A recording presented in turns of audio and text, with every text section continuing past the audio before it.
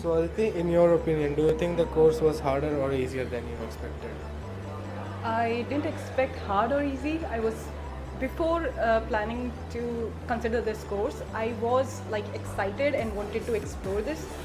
After like coming into this, the few topics like website designing, e-commerce, email marketing were very easy for me. But when I went forward with like social media, that puzzled me.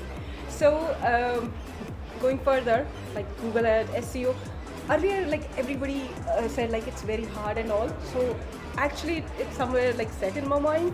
But when I started to study again after a class, then I found out that it is not that hard.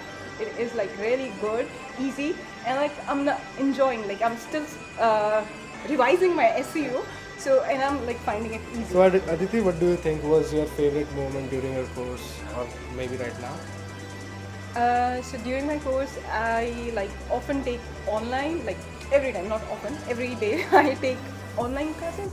But today, as I'm here, I'm enjoying this moment. I was waiting for long time to meet everyone, and like really, it's a good opportunity to mingle with everyone.